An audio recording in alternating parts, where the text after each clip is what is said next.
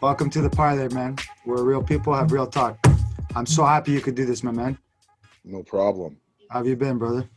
I've been all right, man. COVID has done many things to refine and grow me up, as well as made me do things to make sure that I do my part to secure and support martial art culture and family development culture. So there it is right there. How is it? How is it affect? Like, has it affected your reach on the youth that you were working with? Because I know, like, what I really wanted to touch on is like the history of the movement you started and what it is you do and why you do it. And I know you're passionate about it. I know you for many years, and it's like you're relentless at your work. How is this affecting your reach? Well, okay, let me just make sure I'm comfortable here. There we go. I want to make sure everything's off so I talk to you. All right, here we go. So it's actually pretty interesting. When COVID and the lockdowns first started, I think that was in February, March of last year. March, yeah. I pretty much had a solid shutdown from basically every family that I was working with because they all had to go into their own core family systems to see how they were going to handle COVID. So I was pretty much kind of a teacher with no students. And for the first month, it was pretty different. Um, I had to get used to that, you know, with everything that I do. And then in the second month, the calls started trickling in and emails started trickling in. And the craziest thing it didn't have to do anything. It really didn't have to do anything with kind of like my programs at first. It just had to do with Dave, how are you doing? And this is All what's right. going on with my kids during the COVID. That's so important, man. Having that community, having that support for each other. Like that's where you know your work is paid dividends because it's real. You know what I mean? Yeah, I was very blessed with that, and I'm very happy that I have the community that I do have in different circles in different areas. I never try and, like we're all martial artists, and we always try and reach for that title or that pinnacle teacher's, label of instructor or whatever. And I try as much as I can. I'm still a young buck in my own art, you know, to try and stay away from that. And it's just a blessing that I have people in my community that force me to like respect that title and uphold that title. So It's really cool. when you get that kind of response, like what does that do to what does that do to that initial flame that had you do it in the first place? Is it like a refreshing recharge? Like I know for me, being away from everybody, I tell you, man, like real talk, I was having a really hard time. I tried to engage my students on like Zoom classes. Myself trying to engage myself in Zoom classes just to have some sort of like normalcy in my life and have that because like we live there, man. Like it's to the point where I could close my eyes and by myself, I can hear the chains and the bags. I can hear mitts. I can hear chatter, Yeah. and it was such a big part of my life. And it's like, fuck, if that's happening to me, you know, how's that? What's happening to my students, and what's happening to those people? That's all they had, and what happened to the people whose livelihoods were dependent upon it. You know, so when you get that kind of call back and you know it's not dead, what is that feeling like for you, man? For me, it's a humbling feeling. You know what? It's not really a flame or a spark for me. Surprisingly, it's actually kind of it's a responsibility and a duty, right? Yeah. Because again, I'm a young buck, man, in martial arts. Like when people actually ask me about what I've done in martial arts, I tell them I'm like, compared to other people that I talk about, I am a baby. Like I am a teenager trying to teach kids, when it in my mind when it comes to martial arts. So when people came at me a month or a month and a half in COVID with like, Dave, how you doing? My kids are going like this, my health is doing this, like I really got to get back into Muay Thai. I had fighters, professional fighters started reaching out at me. It was just humbling, and it was a very lethargic feeling of me saying like, where did I or what did I do to get that type of need from you? Like one-fifth of the people, like athlete, like put it this way, the athletes that I've trained during COVID, amateur or pro, can all kick my ass. They can all kick my ass, and they pretty much all have resources to get them ready for their fight camps for up and coming fights. Yet still, I was sought out. And it's stuff like that that set me back and let me really appreciate and let me sit back and see, like, what am as a martial artist? Because I never thought I was a big fighter. I never really competed. You know this about me, Sifu Mark. I never really competed. A lot of my stuff was smokers and kind of unseen underground things, nothing prestigious. Yeah. Only to maybe uphold the respects of the teachers that I was doing it for. It was not like, I can't show online how cool it was to do a stick fight in a in a in a basketball But that's court. the thing, man. Like people who know, and when you make an impact on someone's life, People who and know, that's and it, man. People who know. that was the thing for me. It wasn't more of a fire thing. It was more of a me for a gut check. When I was going into COVID, and I thought that the martial arts and the anti-bullying side of my life was slowly coming to an end, and we're going into a new era. I was actually consisting. I was, believe it or not, social work. There's your nod. Everyone, when I say that to people and I say social work, they're like, Dave, you should have been doing that since you were 20. I think you've been doing it just low Yeah. key. The second was detective or police officer, and we both know that's just stick to stick not. to helping the youth. Yeah, exactly. But I, yo, so listen, let me ask you something real quick, man. I've known you for I don't fuck. I know you for a while, man, and I've seen you do your thing.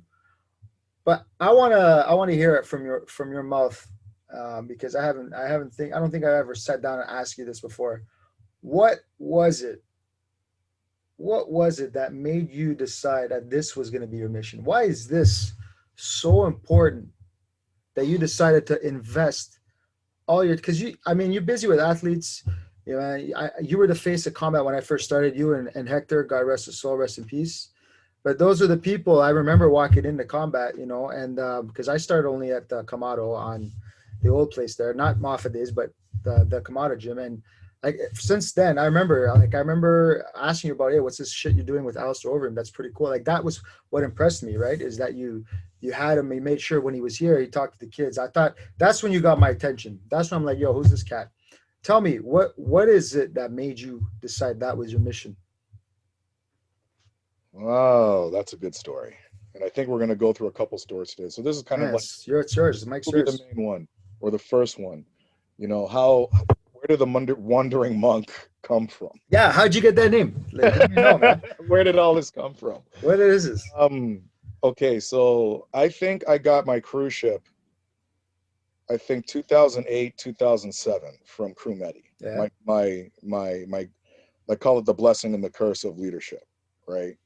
I got that at two in that, and I think a year before that, 2006, 2007, I was training, I was working at the YMCA. I think at the time I was doing, I think, like an office job at some Auto Mart Network Corporation, some corporate gig. So I don't know, man. Like I was going through my mind trying to find who am I and how am I going to be respected? Who is David? How am I going to walk outside my house and have people see, you know what? That's a man I should respect. Not fear, but Respect. respect. Yeah. You know, Yeah. That's a not big difference. maybe not reverence, but if I see him and I see any inclination that he is as discomfort, I want to provide him something to make him feel better because that's how important he is. I wanted that. So I was all over the place. So in martial arts, like I said, I wasn't the most committed student.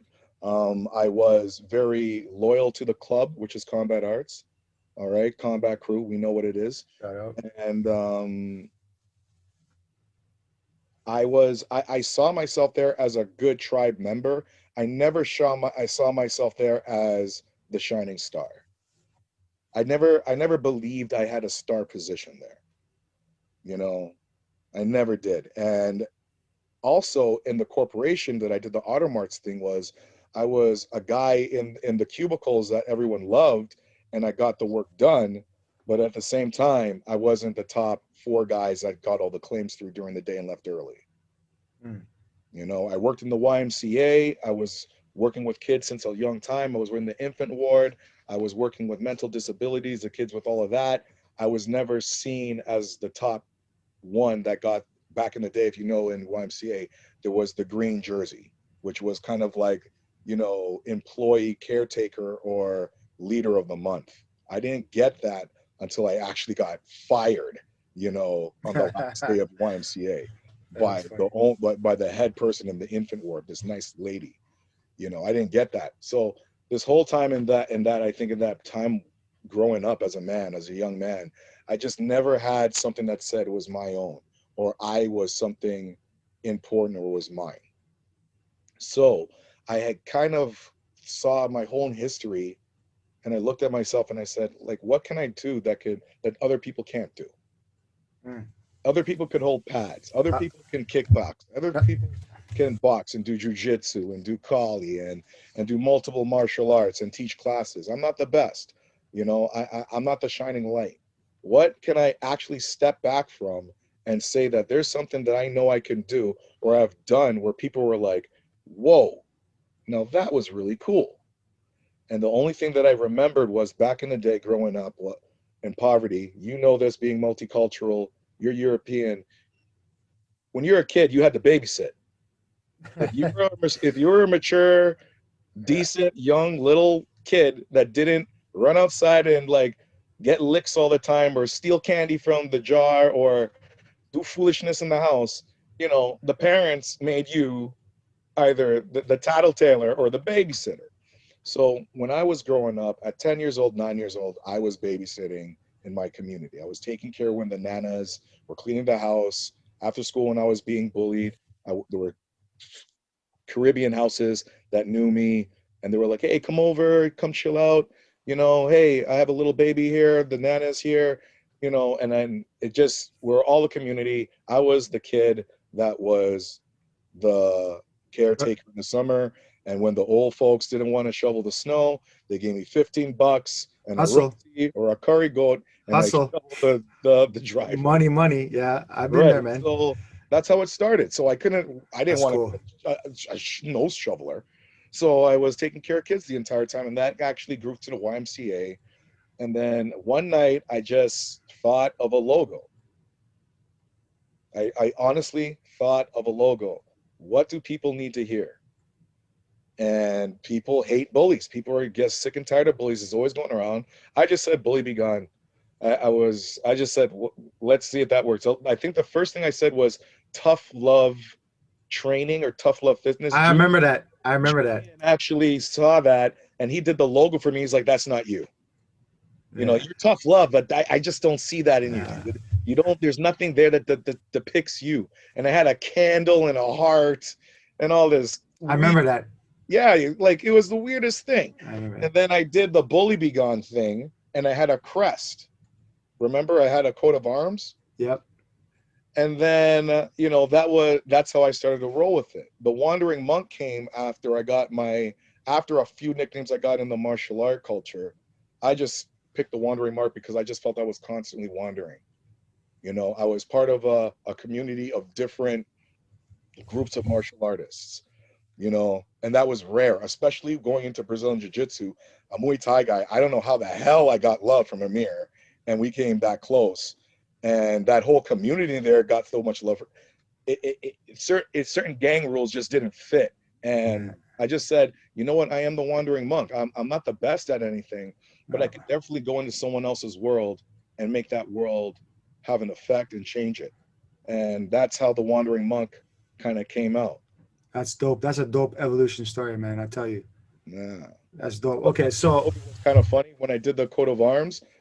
Just a little backstory. I'm not gonna say it was actually was it Fear the Fighter, the first one that I did. They called me up and they tried to say that I copied their Canadian logo, oh really? and that depressed me so bad because I was doing the anti-bullying thing, and then there's this guy that comes out and says, you know, this reflects ours, or you're Ah, plagiarizing, blah blah blah. And I told him straight up what I did, and then when he researched, he's like, oh my god, you do that? But it was so, and I'm a young guy. I was so hurt and so emotionally island offended, Trini offended by it. I almost wanted to stop Bully Be Gone, because if I thought, if that was the society that I have to fight just to get to a child that's being bullied, why the fuck do I care? Yeah. And I'm honestly, I'm thankful to God. I just switched the coat of arms into a, what was it, a bulletproof vest and a couple historical Canadian aspects, and that was it. And now people love the logo. It's very patriotic too. I love Canada, but I also love Trinidad, and it reflects both. So, That's inshallah. dope. That's dope, man. That's what you need. You see, like that's what I'm saying. You look at that. I know you, right? So when I look at that, I can see exactly. You know, I look at that logo. I know that it's got you written all over it. You know what I mean? Mm, So when you talk to these kids now that like some of these kids are out of school, right? Some of them are learning from home. mm, Are they still suffering from being bullied? Is this social thing following them home? Like, bro, what's up? What's up? What's the story? What are these youth dealing with? the problem right now, or the hot topic, I already did one seminar, or lecture on it. I'm asking. I'm actually been booked in for 2 schools coming up, so be on the lookout for Wandering Monk lectures coming up. I'm gonna post them up and talk about them of what I talk about. Cyberbullying and cyber stalking are the top ones right now, and it is it's tough, man, for parents. It sucks because now you can't. It's hard for you to find these people that are hurting your children or trying to, abuse or take advantage of your children. Case in point, just shoot, three. Okay, here comes the stories, man. Here comes 3 weeks ago. I had a kid who it wasn't even one of my kids. It's another organization, and the owner comes up to me and says, "Dave, I have a problem." And mind you, you know me. Like, you know me, man. Like, I'm an everyday Joe. I don't have a car. I chill. I live with my family. We all support each other. I'm trying to be successful. I have a successful man who owns a home. A successful man, like a G, an old G, comes up to me and he goes, "One of my kids has been stalked, and she's a teenager, and I don't know what to do." And I guided him through it, and I guided him through the realization of how, great it is that, this student actually told you or told the parents. Yeah, I think that's something that people don't realize. That takes a lot of trust and effort That for that kid. trust, Sifu Mark, if anything gets out of this conversation of why I do what I do, or if I have anything to say, if anyone ever wants to listen to me, who cares? Let's be honest here, is trust is lacking between siblings and parents. Parents, 100%. That is the biggest problem that if you want to talk about gang violence, if you want to talk about hip But hop, what do you think? But what do you think is the number one cause for that? Because that's actually something I wanted to get to anyway. But since you're mentioning it now, I'm going to use this opportunity. But like, what is it that's causing these kids to feel like it's better to be threatened and tormented by somebody who has no emotional uh, attachment other than pain and discomfort than tell somebody who they know, if they were to really think about it, they know deep down loves them. Like, what's this hold? What is this trance these fucking kids find themselves in where they feel I like have a they story can't? for you. You ready? I'm ready. I have a story. Grade grade 5 or 6. All right. Grade 5 or 6 after school, I'm with some of my buddies, and we decide to go to the park to play. Get on our bikes, we go in the park and play. Now we're going into the park and play. I'm in Mississauga at grade 5, so we're talking like, I don't know, like 1990 or something like that. The school that I'm going to has 3 black kids. Everyone else is white, not even European, like Canadian white, and there's like 2 other Asians. And this is from senior kindergarten to grade 8. This is the school I'm in. All right. So I'm dealing with my crap in there. All right. My bullying experience was racially triggered, which makes it even more Hateful. intensified at that time. So I think it's my Italian friend, my Indian friend, and me. We're going to go play at the park. All right. So we're playing at the park. We're having fun. We're playing tag. We're there. And then a couple other kids come in and they're playing in the park too. So it's 3 against 7, 3 and 7, I guess. And one of the kids is a hockey player. He's just a hockey player, and he wants to kick us off because it's their park now. They had the fun, it's their park. Kids are gonna be kids. Yeah. So I don't want to leave. I'm like, listen, man, I'm being bullied in school. I'm getting licks at home, because I'm bringing in bad grades, let alone that the bad grades are coming because I'm getting bullied at school and I'm thinking I'm being taught that think I'm stupid. You know what I mean? So why do I care about bringing bad, like all this crap is going on in my brain. I'm all over the place. I just want to damn swing. I just want to swing, Mark. So, anyways, this guy's arguing with me saying, this is our park, blah, blah, blah. And then the N bomb happens. No. And the monkey thing happens. So now I'm tearing up because I don't know how to handle it.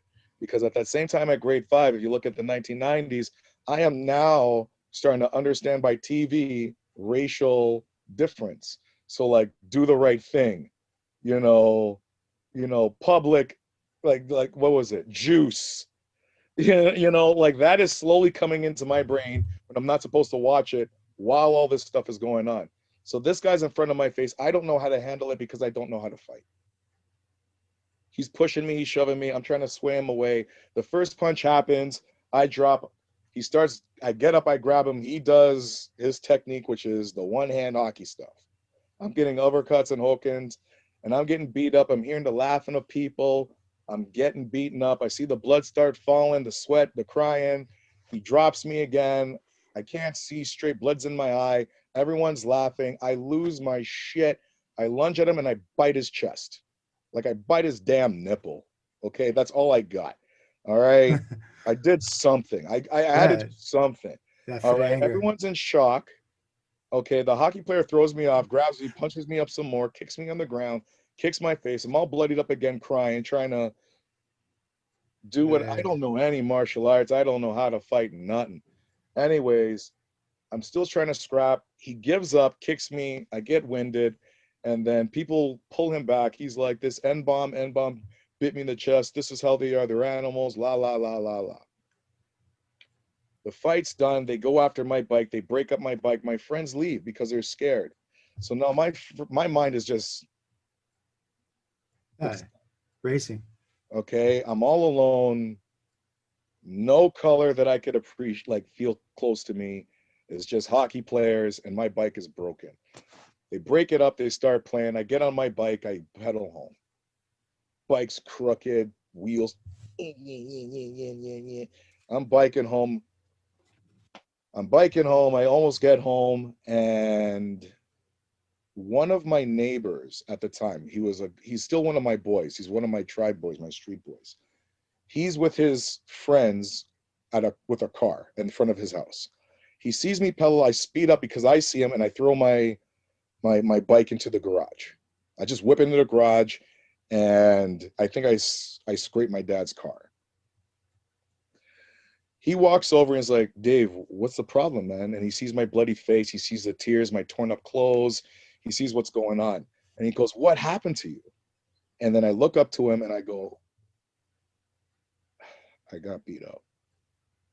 And he picks up my chin and he goes, "Where?" And he was like, "At the park." And I'm crying to him now. Snot's coming down my nose and I'm shivering now. I don't know how to take it.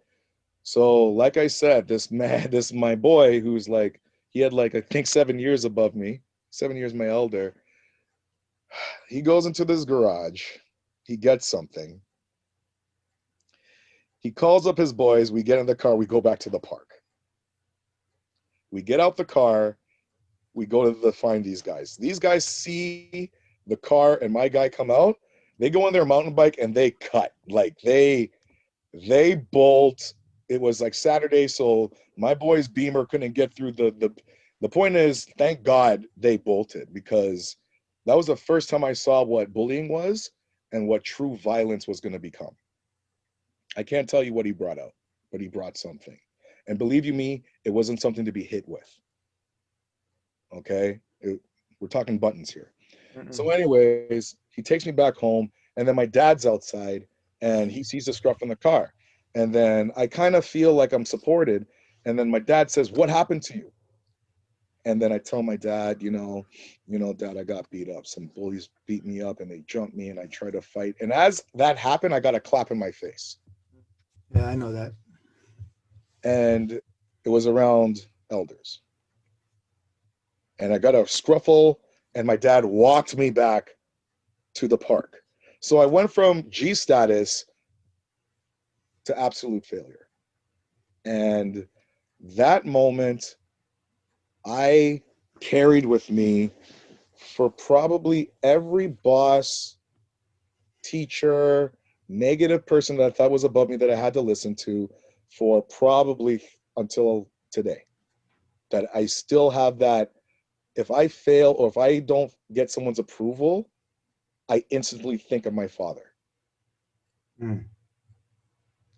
So, because of that story, and because of that, my father and me went through about 30 years of distant lack of trust. Mm. Especially when I went through my teens and I realized that I don't have to sometimes fight a bully, I can gang a bully. And that is another story for something a lot darker.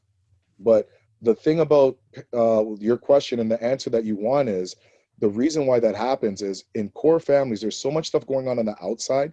Sometimes we neglect our kids on the inside, and the smallest thing could be the most biggest thing in that moment, and that triggers a mentality in that child. Traumatization. Traumatization. Excellent word. And what does that traumatization do, Mark?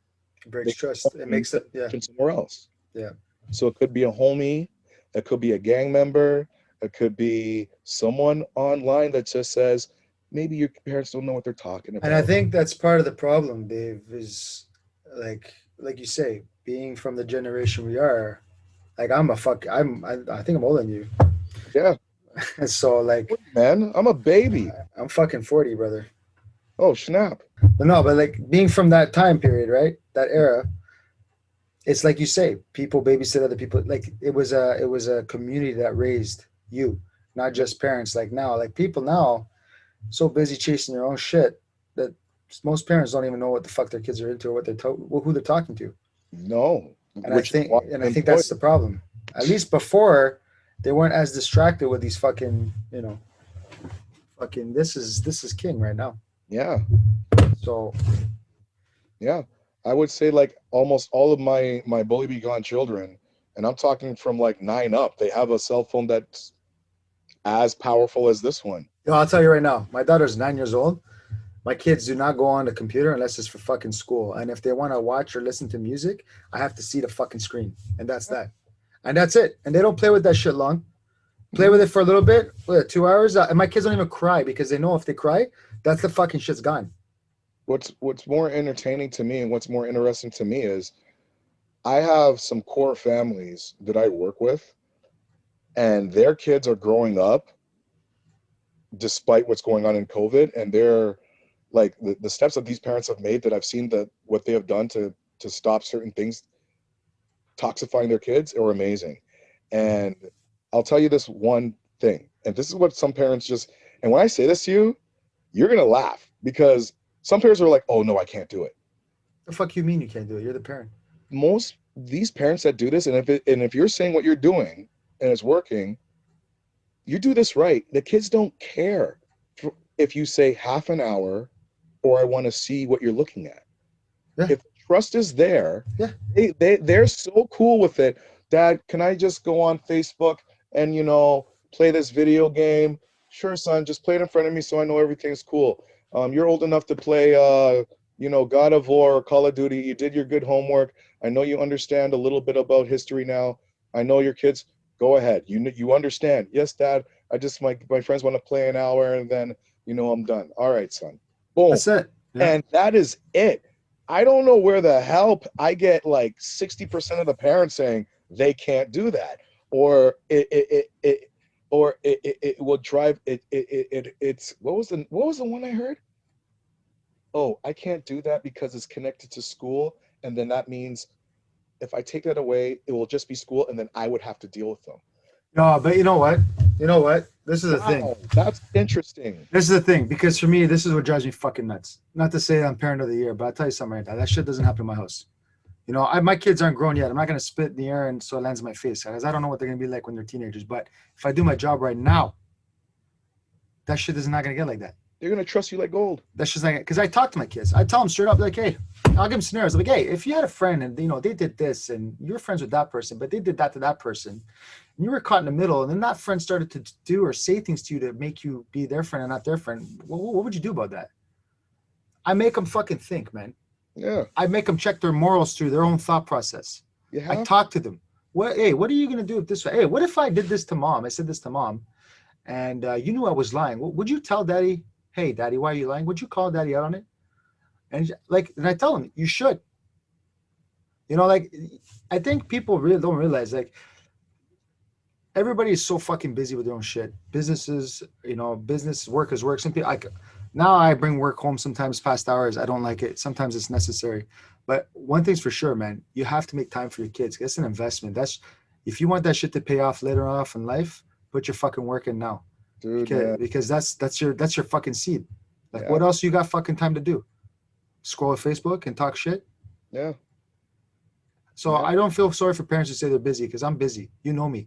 You know Mhm. what my fucking weekends look like. You know what I do. I always make fucking time, because that's my investment. And people need to decide that and stop being fucking lazy or blaming other shit. Yeah. I tell parents right off the bat that I'm not a parent, so I'm not trying to go into your realm and tell you what to do without going through the suffering and the blessing of what that is to be a parent. I am just there like a sports analyst looking at a basketball game. And I've been there long enough to tell you where I tell parents is like, you know what, I think your kid is disrespecting you too much. You shouldn't, like how they tell you to shut up, or they just turn off the TV when you're watching it and put on video games and say, I want to play now. And I Oh see my I'm god. like, and I'm just like looking like, What the fuck what? is this? He's like, it's okay, Dave, we'll go in the other room. It's like, no, we're No. not. No, we're not. That's it. That's it right there. Like, no, People are we're not. scared. People are Or scared to say shit. yeah, People are or scared to parent.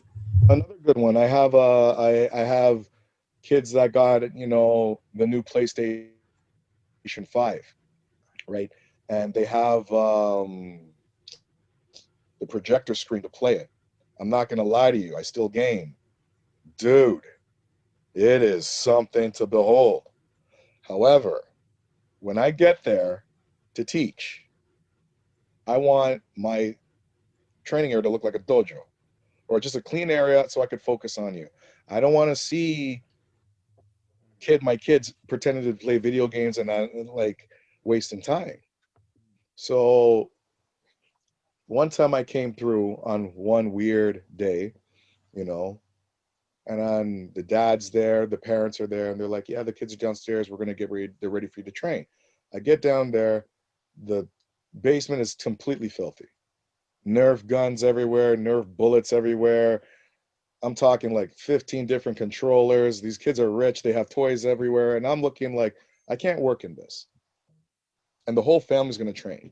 So I'm like, boys, I need this cleaned up in like 3 minutes. And they looked at me like, what? We could just Right? like train like this. Like I asked mom and dad. I'm like, okay, I'm glad you asked mom and dad. I'm gonna ask you this nicely.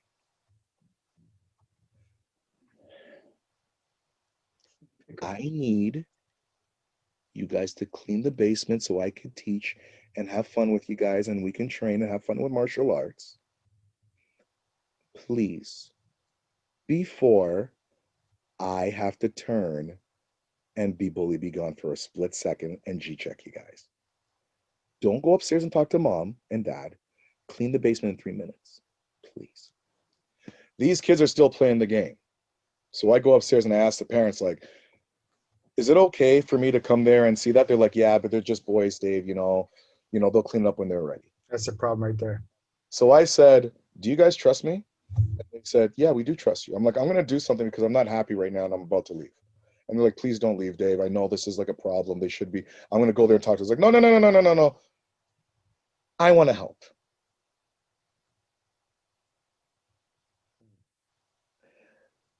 So the parents are like, okay, are you gonna like hurt them or hurt them? I'm like, yeah, there's gonna be pain, but it's not gonna be abusive.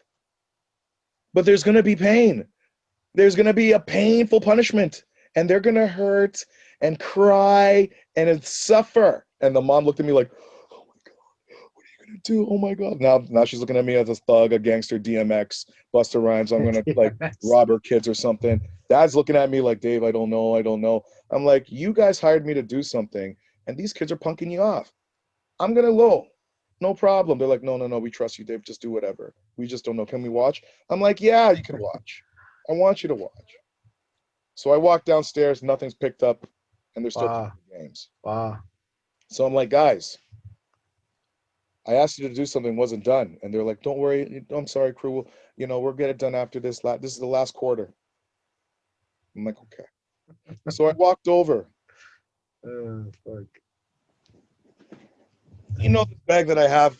I always have a bag that I walk with my Yeah, yeah, yeah. Will Be Gone Snatchel. Yeah, yeah, yeah. Okay. You know that. Good.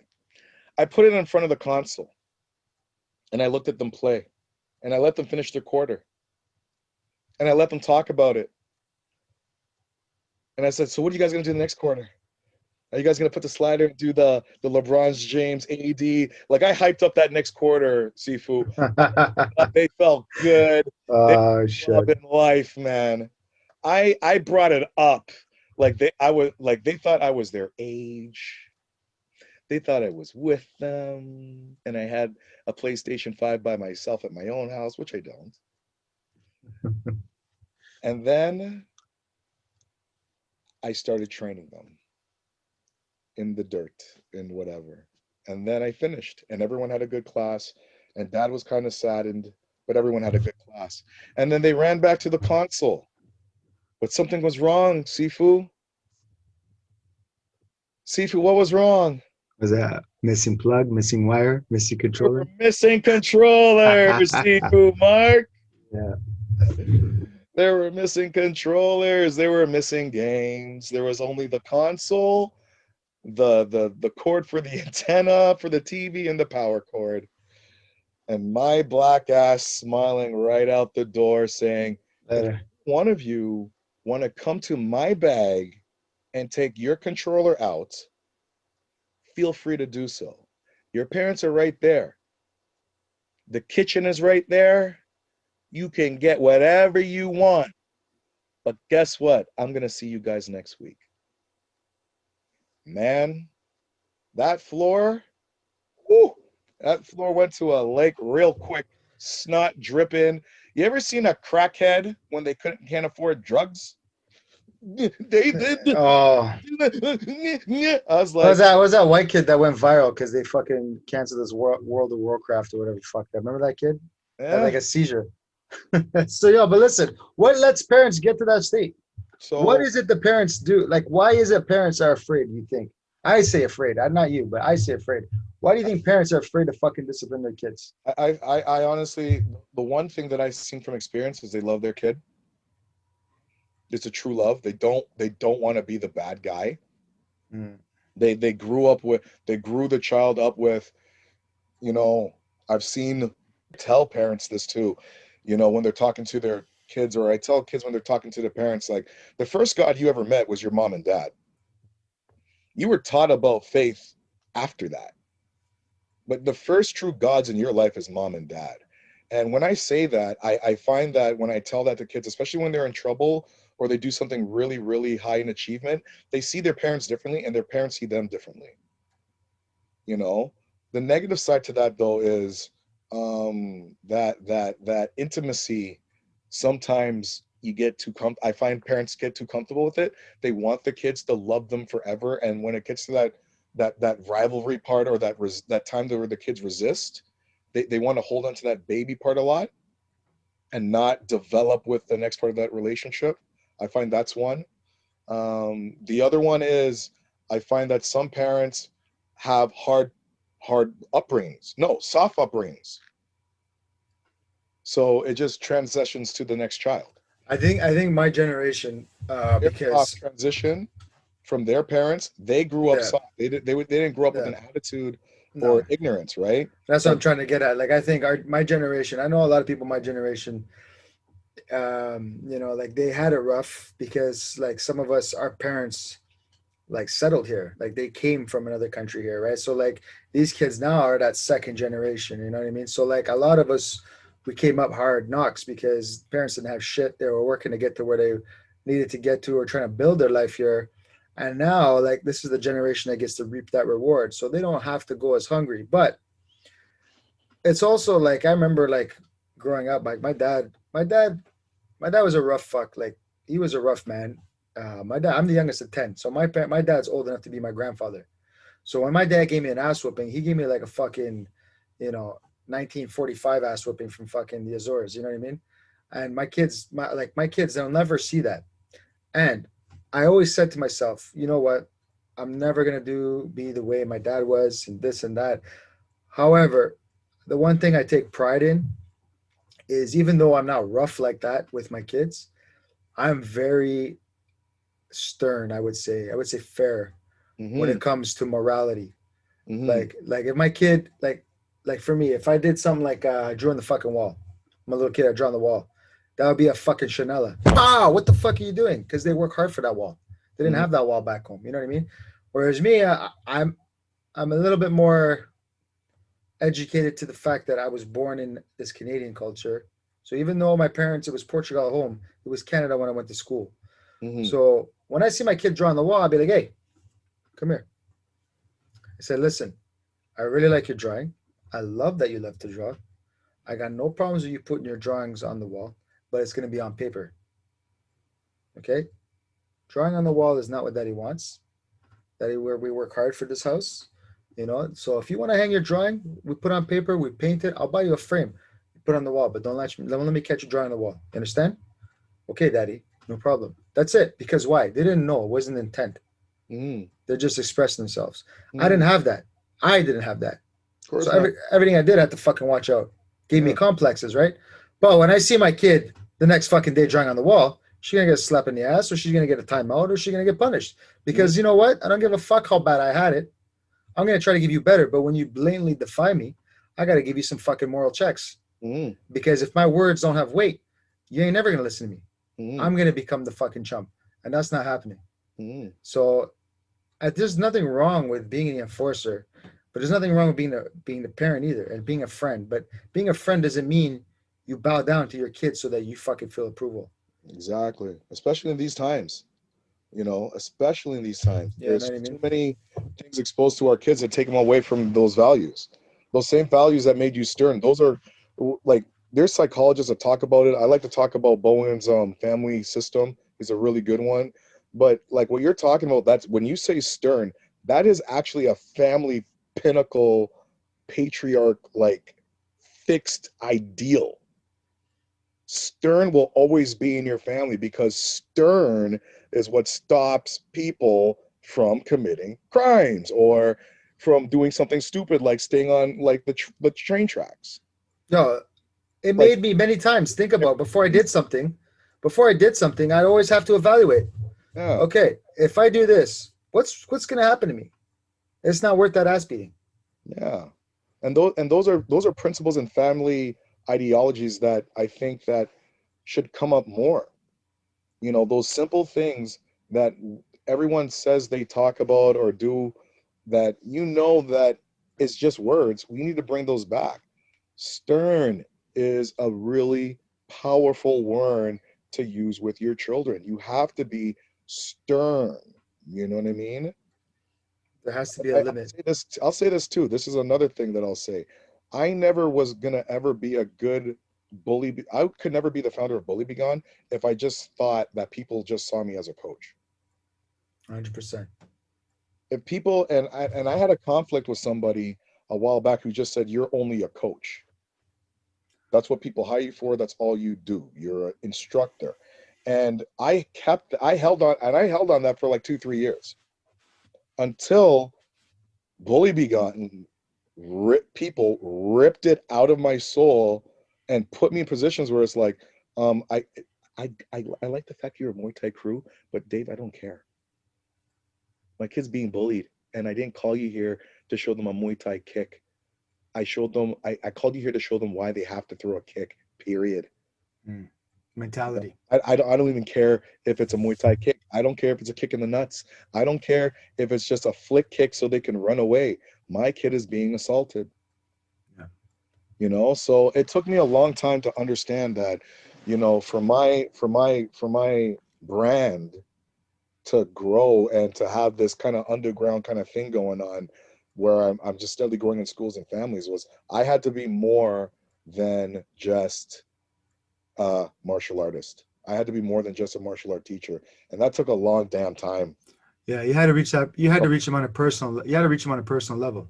You Yeah, had to reach him it's as a, still taking a long time. Every new person, like, it's a process, man. You have to it's build it. crazy.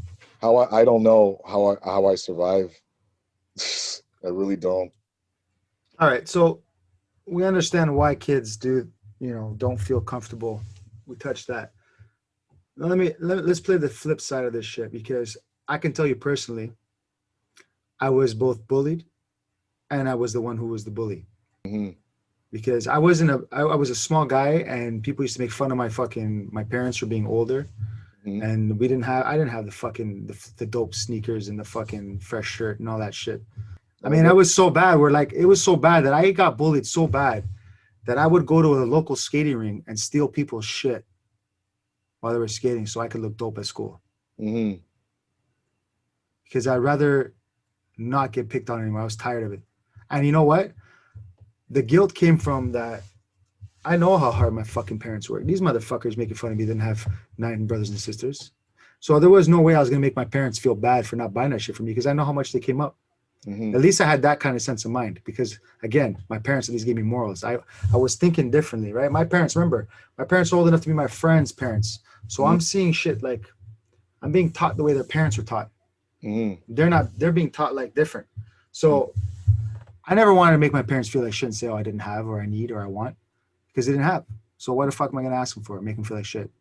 So Hmm. I fucking got it the way I could, and then I started fucking, getting picked on regardless. They find something else to pick on. So now I realize, oh, this is something different now. What the fuck is the problem here?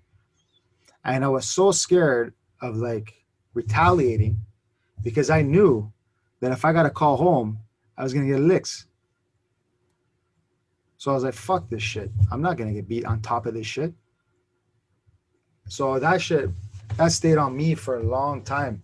I just fucking ate shit for a long time, and I just had all this rage and anger. And then one day, like, I got jumped on the way home. These fucking kids followed me when I was walking home. They pushed me in the creek. They throw rocks at me while I was trying to get out of the water. They push me back in. All my shit's fucked up. I get home. Same thing like you, man, trying to fucking hide it. My dad saw me. He's like, yo, what the fuck happened to you? And I start crying. He's like, what the fuck you crying for? Hmm. He's like, oh, this and this and this and this and this happened. He looked at me and he goes, okay, I'm going to tell you something right now.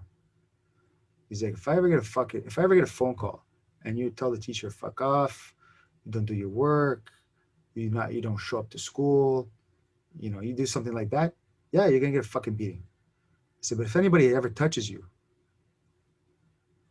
you touch them right back. And don't worry what the teacher says. Bro, open fucking season. Hmm. So when I had that green light, Dave, that's all I needed. I got the man's behind me. Hmm. So when I went to school quiet, dressed nice, went to my desk, and I just fucking waited for someone to Hmm. push the button. And the first fucking kid that started that recess, I walk right up to him, just fucking punch him right in the nose, and just keep hitting until I got pulled off and brought to the office. Hmm. But what happened was, after that, people were so shocked because I took it for so long, and then when I gave it and I gave it hard, Hmm. all of a sudden now people were scared of me. And the problem was, that was I fed off that, because for me it was better to be feared than to be fucked with. Hmm. So, you know, I learned the hard way that wasn't the way to go either, Hmm. because over time it's like nobody wants to be your friend. Nobody wants to invite you to a party Hmm. because you're gonna start some shit. Hmm. And then it's kind of like, fuck, man. So like, what is it you think that's like, that was it for me? But what do you think a lot of these kids are driving these kids, To bully? to bully? You know what? Another story. I'm in high school now, and it's that first win. I think sometimes sometimes it's at home. You don't get the security or the love you get home. You might get abused at home, and that's kind of like a path of seeing the world as that's how you do it there too. You know, like your dad saying, "I got your back if you get into a fight," could easily be in a negative. Your dad's beating the shit out of you for no reason all the time in your house. You think that's how the world is in the house, so you do it outside. Mm. There's no wrong to it, right? That's actually a high level reason of why there's a lot of bullies is because of abuse at home, and they see no differential between home and outside, right? Now, um, mine that's a pretty interesting like another story that I have about like what happened to me that I had to when I had an opportunity to become a bully, it got shut down extremely fast was high school. It was, I think it was grade 11. And yeah, I was being picked on, but it was with people of my own culture because I wasn't thug enough. I wasn't gangster enough. So it's just another flip all over again. Like Yeah. it never ends, right? So, anyways, I didn't go to sophomore. I didn't go to my dating thing or any of these things. So everyone thinks I'm the quiet Trinity guy that only like my community was in Toronto with Carabana, you know. And if you know about like Lamport Stadium, remember the soccer stadium by CNE, Carabana area. I was in that realm in the 80s and 90s growing up in Carabana, which means if you know your culture, every black culture and black borough was always in there. So I grew up with any rough kind of culture when they were kids growing up. And let me tell you something, that rough culture was loyal, beautiful, and supportive as long as you kept your mouth shut and you never said you were better than anyone. Mm. You'll Now, get checked. yeah, pardon? You'll get checked. You'll get checked. Now I'm in Mississauga, same type of situation in grade school, but now I'm in high school and I'm dealing with Mississauga culture, my people from Mississauga, a little bit more privileged guys. So, anyways, a week before the supposed game, I'm playing my dominoes with people trying to be cool and whatever. And I don't know, man. This girl, one grade under me, starts watching me, and I don't really pay attention. I'm minding my business because girls lead to attention, which leads to confrontation, which leads to me getting bullied and embarrassed because there's a whole bunch of alpha males in the cafeteria. I'm not an alpha male. Give me my bones. I want to play dominoes and get the hell out of there. That was my life, Mark. I didn't want beef. I hated beef from my childhood. I was terrified. Okay. This girl's watching me up. And now a week later, I hear her giggling with friends or whatever. And now, you know, I get to hear her name, Angela or whatever it is. And, you know, I say what's up every now and then. I don't know who this girl is. She's very attractive. She's a year under me. Never happened to me before. I'm just like, oh my God, this is cool. But I don't want the beef that happens with girlfriends in high school. You always have to get a fight. I've been beaten up in high school. I don't want to be embarrassed by no females. I mean, no the guys over females. And then she looks, you know what I'm saying? So, anyways, this goes on for a week. And then there's a basketball game, all right, which I decided to watch because You know she's gonna be there. no, because of the shame of the fact that I was supposed to be on the basketball team, but Ah, bullied off the academic, the ballers bumped me and elbowed me and roughed me up on the court. So I was just like, man, I suck. So I just watching the games now like an idiot when I should have been on the court.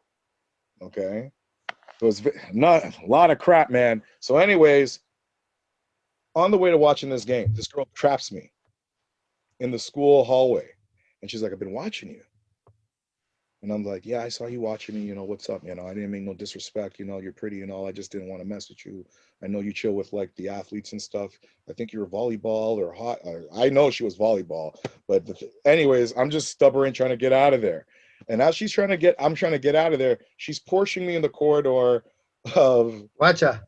of like where you the presentation. You know, you do the presentations in the school cafeteria. uh, As I'm saying all this stuff, she's pushing me up the stairs to uh, this thing, and I'm like, "What's going on?" And she's like, "Listen, I really like you, and I just want you to chill with me for a second."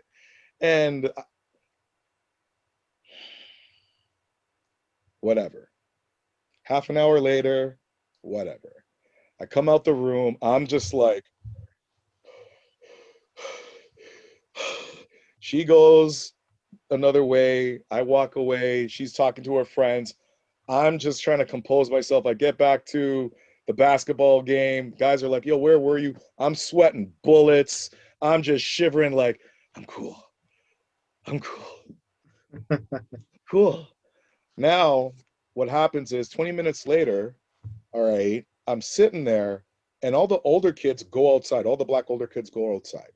And she pops up at the lower part of the benches when the basketball game comes up. And I'm watching the game. The older kids come back in and they're like, yo, big rumble outside. Yo, big rumble. And then I'm just like, I'm not going out there. I got no backup. I don't know who's out there. And they're like, yo, Dave, you might have to come out here, B. You might have to come out, man. Yo, you might have to, or leave right now. And I'm like, what did I do? What's going on? This fucking girl, eh? So this damn girl, I didn't know this. She was the boyfriend of the offense tackle of the grade 10 football team. I didn't know this. So these guys come back from a game which they lost. This guy comes off the bus with his team, and he hears the girls, oh, you heard what Angela did with that Quiet Bones guy playing? You heard what he did with the domino guy? She took him to the room. They went into the room. We don't know, but they went into the room and there were noises. So now he loses he's like, what? My bitch did what? Who's this motherfucker? Who's this mofo? Who's this? Who's this? Who's this guy? Who's this guy older than me? Who is he? He's not with the set. Who is this guy? Does he wear glasses? Who is this guy? No. And here I am watching the game. I don't know nothing's going on, Sifu Mark. All I know is from where I am, the girls there looking at me, they're surrounded by their friends, and they're all like this. Yeah, you're fucked. And they're giggling, and they're doing all kinds of weird stuff. And I'm just like, whatever. One of these guys come out, a Trini guy in grade 12 comes out, and he goes, yo, Dave, you got to come outside, man. And I was like, for what? He's like, Dave, you got to come outside, man. You're not getting out of the basketball court. Like all the doors are being watched. So the guy comes out now, and he kind of flicks my ears like, yo, come outside. I got beef with you. Now I start sweating. A drip of pee comes out of my penis. Like I'm freaking out, man. I'm like, I'm like, dude, no, man. I don't, and I can't say nothing to him. Why not? I don't. Okay, I'm not you, bro. So I don't. No. Why didn't you state your case? I wish you were there and had my back. Why didn't you state your case? Why didn't you just say, "Yo, was it me? Was it me?" She's like, bro, I'm too lost in the fear of dying to even lie, man. I know what you mean. Hey, man, come on. Know. I'm fucking with you. I'd probably fucking cry too. So many people have never seen me pissed, and when they see me pissed, everyone's like, oh my God, I've never seen Dave like that. But this is me before I get pissed. I'm like, don't do it. I'm like the Hulk, like, stop it, please. All right, no. Anyways, I go outside, and there's like I don't know, 15, 20 people out there. 2 cars are parked up with like teenagers with cars. Fuck. And the thing that's scaring me, man, is I'm by myself with this Trini guy. And he's not really my friend. He's just that guy that when I'm being made fun of, he's like, okay, guys, leave him alone. He's tearing up. He's got conscience. So I'm just like, dude, this really sucks. And then this guy's gassing himself up with his football players, like, yo, and my heart is, I'm freaking out. Water's coming out of my eyes. I'm trying to hide it as sweat. I'm freaking out. And all I could remember at this time was all the times I've been bullied. Yeah. All the times I've been beaten up, bloodied. And then me going home now at like 16 or 15 to my dad bloodied up now and explaining this to him. My mind's going crazy. At this time now, I start hearing bottles breaking. So you know about back in the day. We're talking 1995, 96. What happened in the club in 95 and 96, Sifu Mark? People didn't really rock the guns all the time. No. So what did they do with the bottles? I know. I have a friend who lost his ear to bottles. Okay, so I'm hearing bottles break now. So now I'm really getting frantic. This guy walks up to me. I'm in the cipher. Everyone's looking, giggling. The girls are there. I'm freaking out.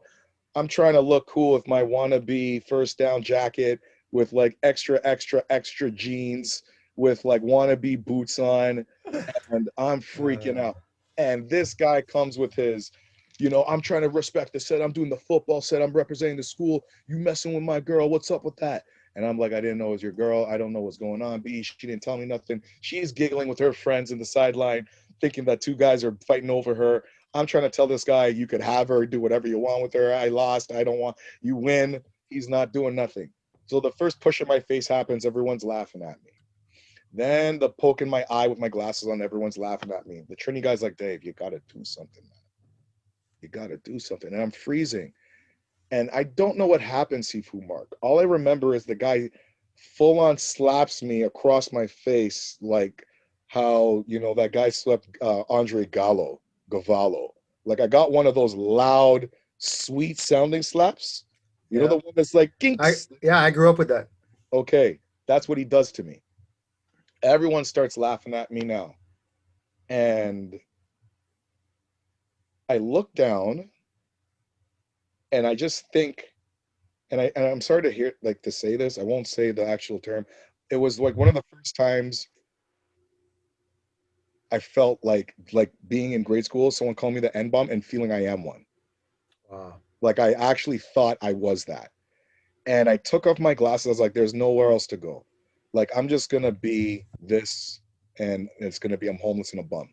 It's just I'm crying now. So I give my glasses to Steve, the Trini guy, and I come home my glasses. And the guy throws the punch and it connects, and I grab him and I just run. Now, people, what people said was, what I said was running is I actually picked him up and I threw him onto the car hood. Like I went through the crowd and I picked him up and threw a car hood. Then what people said was, while I was crying, I said, I didn't want to hurt. And then I stomped and I said, you. What I was told what I did was, is I grabbed this man, this young guy. Okay. I don't know if you remember American History X. Yeah. Okay. I talked about this in a couple of my seminars. I grabbed this guy by the head and he took 3 Kirby's with my bare hands to the curb. And then I got up and then I curbed him with my foot. When he got up, his jaw was just, and there was no teeth. And where I did it, there was just, I never seen that much blood. I never saw that guy again. I never saw him again. The whole school heard about it. About a week later, I think he robbed a bank or something, and then he got caught with a armed. He tried to race around with a. He tried to get away with a car. This was in 1996. So you could actually go back in Mississauga and hear about a kid that actually did this shit. All right, I never heard from him again. So now everyone saw that I did this now, and I'm going back to school, and I find that everyone's treating me a little bit different. I'm getting a little bit more leeway. And I started noticing that, you know, girls are started talking to me more and guys are trying to friend me up into classes a little Yeah. more. And Yeah. it made me feel good. Yep. But here was the bad thing about that, where the bullying, where I saw the bad side of it. These guys that were friending me up were bullying other people. Mm. And one time I was at South Common, I was by myself on like that was a chilling spot for all the kids. You get to have Chinese food. There was a jits table and an Yeah. arcade there. Yeah. Yeah. Chill there. And I chilled there, and these guys used to fall out there to do their tough gang stuff, whatever little drug deals or whatever nonsense. And I was there to play Tekken 6 at the time. Okay, Jin was a bad man, so I was like, you know, doing my little fun stuff there. And the same guy that brought the Beamer for the grade school thing, Yeah. Yeah. his younger brother, who you know from Kali, the black guy with the sticks, Okay. with the beard, Yeah. Yeah. Tall. Tall. Tall. huh? Tall. Yeah. That's Yeah. one of my seniors. That's my youngest senior. He was there, and everyone floated to him because he was the man in that area. He didn't see anyone else but me, and he came up to me and he was like, "Yo, Dave, what's up, B?" And I was like, "Yo, what's up, Chris? You know, it's good to see you, man. I'm just playing some video games." He's like, "Why are you chilling around here? Besides the video games, like, are you gonna go home now?" He's like, "I was gonna hang around." around these guys, these fools here. And I was just like, oh, well, I just wanted to kind of be cool and, try and fit in. And he didn't hit me, but he grabbed me by the back of the head and gave me a little kind of one of these. Hmm. Let me talk to you real quick. These guys don't mess with these guys. Right now, they're at a part of their life where they're going to be losers. Yeah. You know, like these guys are rocking flags. They don't know about gangs. They don't know about they're losers. Go home. And then these same guys that I thought that were cool in my high school went to go talk to Chris. And he's like, no, I'm not talking to you guys. Get lost. F off. You guys are too young for me. Those guys walked away with their tails behind their legs. And I'm the one that got driven home by Chris in front of everyone. He goes, I don't ever want to see you with those guys. If I see you with a bandana with those guys, I'm going to beat you down in front of them and then I'm going to take you home. And And why do you think he did that? he didn't want me to die or get killed because Why? in that genre, okay, the bullies in that era either went to jail or got killed. No, I understand that, but why you? Why did he put that out for you? Why do you think? Oh, well, that's because he loved me and he saw me different. And that's the bottom line. And that's what these kids need, man. And even though I grew up with him and there were moments that we had together, he would always depict me as the baby boy that he would have never wanted to see go that route. That's why. Hey, but listen, I'm still that guy. but that's why I gave you respect, Dave, because I know, that because of people like that, there's a moment there where you realize you have to sit and look and say, "What the fuck am I doing? Mm-hmm. Why is this man reaching out?" That's power. Yeah. That's power. And now you chose to be that power and do that for the next, for all kinds of kids. Who knows how many kids you impacted, right? So that's why I give you enough respect, man. That's why I want to talk to you. Awesome. And that's why I tell my kids, hey, go check, go do Dave's class. Yes, we Go do Dave's class, went 2 classes. Yeah, man. And they did more, but they Yeah. just like, it's not like that's me being dad. Like believe me, there's nothing more I want than my kids training every fucking day, all day.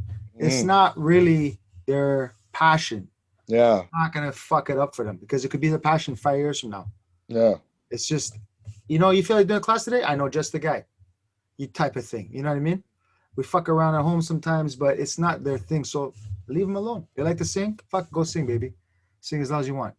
But it's important to have people like you because not all kids can go and talk to the parents. They need that somebody from outside. And the fact that you have that experience and you've been through it, that's merit, that's weight. And kids, they're gonna sense that.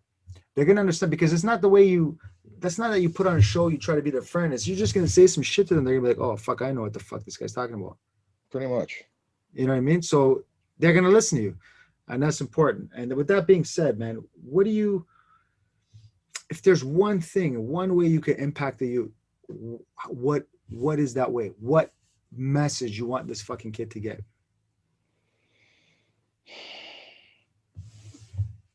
Father, mother,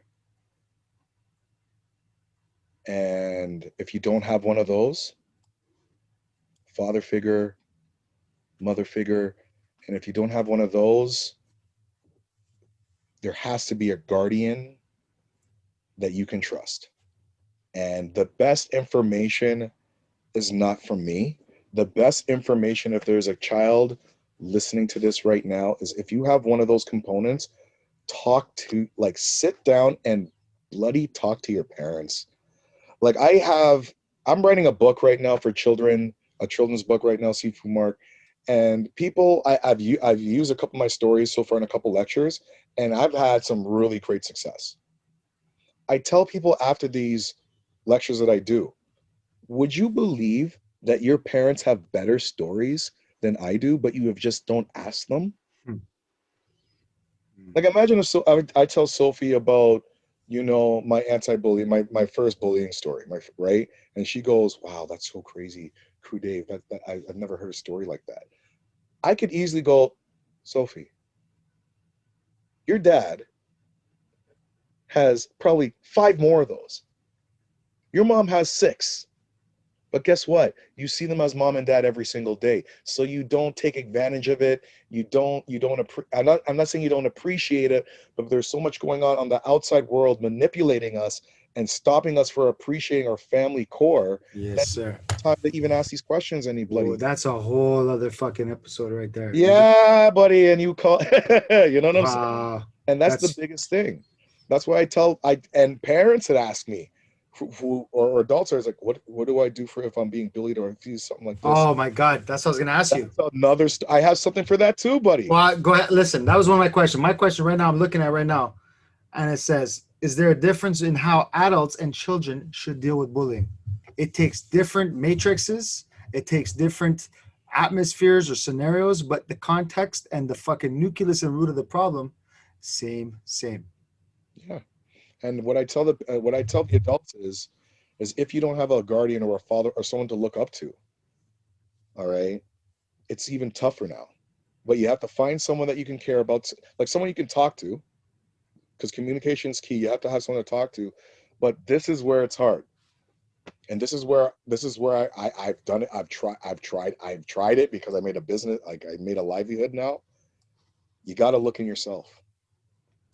And 100%. and I can't work for somebody I don't respect. I can work for people I respect. And I respected that because that was a real moment. You know what I mean? Business aside, it was a real moment. And it's okay. It's okay to, one thing I learned with these people, it's okay to argue during business. It's okay to get heated. It's all absolutely. right. It's all okay. But you got to watch the words used in that tone. And I think of kids nowadays, like fuck, man, everybody's offended for everything. You say something the wrong way, it's like, holy fuck, I'm gonna, like, what the fuck? You got offended. So what? What happens? You fucking, your eyebrows fall off? Like, what the fuck? Nothing happens, man. Get over it. What Mhm. happened to your emotional resiliency? And that's what kids are losing today because of this fucked up culture that we're seeing. And that's where people like you and me are like, no, man. You see, that's why we got to be like, let me pull that back real quick. You got to be like your buddy Chris. You got to be like that ear in that kid's voice said, this ain't the way to be. This shit is Mhm. hot right now, but it ain't going to be hot in 10 years. Trust me. This is how you get weak and fucking die. Yeah, man. The truth is, you got to go through some fucking shit. There's nobody who's going to go through this life that don't have a fucking scar. Mhm. People that need to fucking wake up and realize that shit. That scar, that experience teaches you something. You have to fucking feel something to learn something. You can read all you want in a fucking book, but you don't know what it feels like, smells like, tastes like, looks like, hears like, what it sounds like. You have to experience shit. And if you don't experience nothing, you're gonna be fucking weak, man. Mhm. And that's what's going on with our youth right now. It's the experience side of living is being taken away. In the adult, Virtual. when It's it comes, virtual. pardon? Their experiences are virtual. Yeah. And the adults now, the adults are is the same thing too. You know, they want to make their life more virtual because the real life is not exciting enough. They have a Yeah. lot of adults have 9 to 5 jobs with bosses, as we just talked about. They need the job. They're getting disrespectful bosses. They don't want to do anything else. Like there's so many things that's going on that's smashing like the human psyche of just like living your life and growing and learning that it's not even funny. It's not even funny. Bullying, competition, negative competition, trolling, all this stuff is just, it's not even issues anymore. They're tactics for evil people to get ahead. Like Yeah. bullying, whether you want to believe it or not, no one's going to say it, but bullying is being used and being promoted 100%. by our community because kids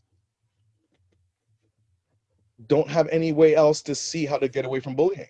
The only way right now our kids are seeing to get away from bullying, all right, is to become the bully. That's what they're exposed on the media. There is no one saying they're fighting for someone else in the media.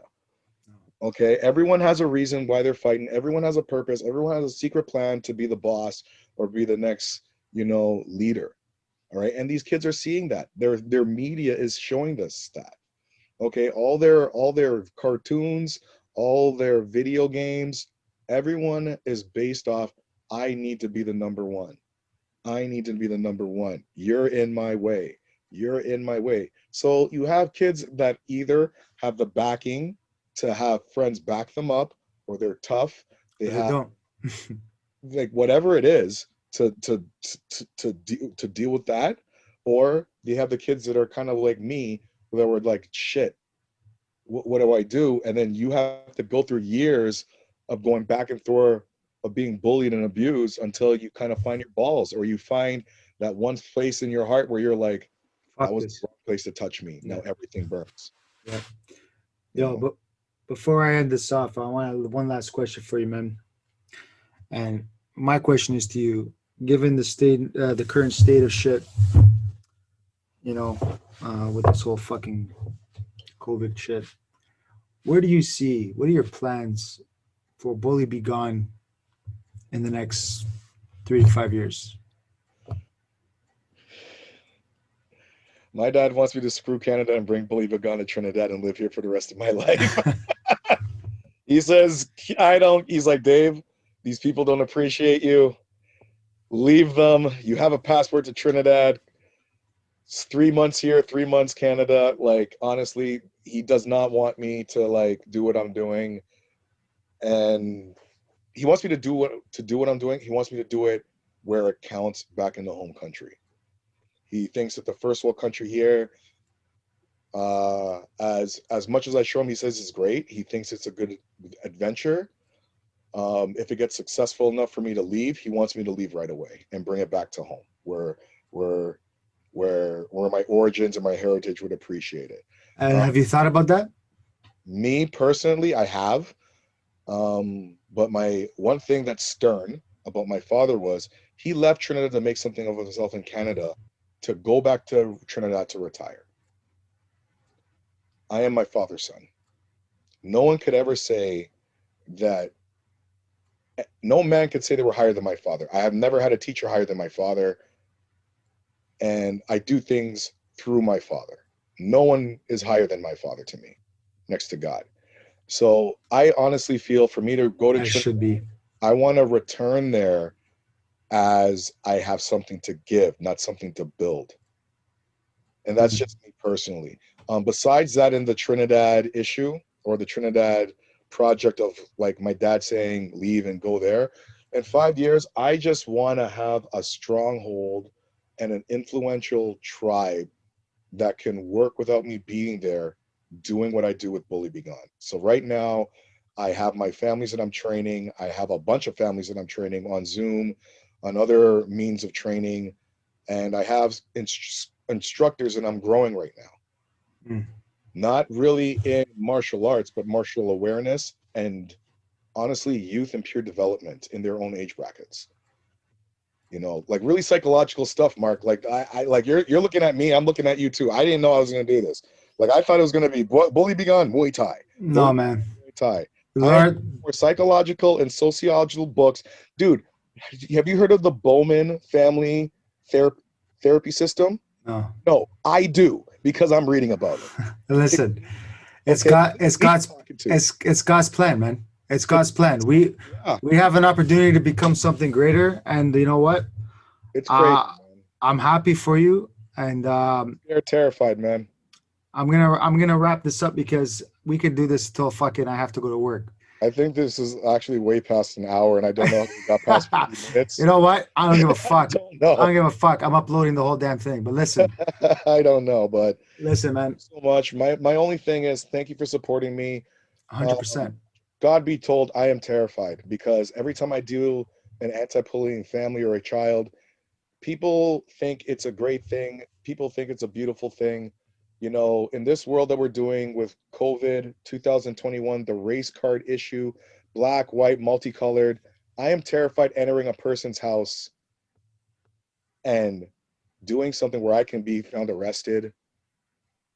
Well, I mean, I would say this. I would say this. I'm just De- glad that I'm still doing it. no, I would say this. Definitely make sure you educate yourself on the legalities and how to protect yourself. But Almost burned me before. yeah, well, that's the thing. That's the world we live in, right? So, Yeah. but I will say this, man. I will say this, Dave. When I say combat arts, you're one of the faces that come to mind.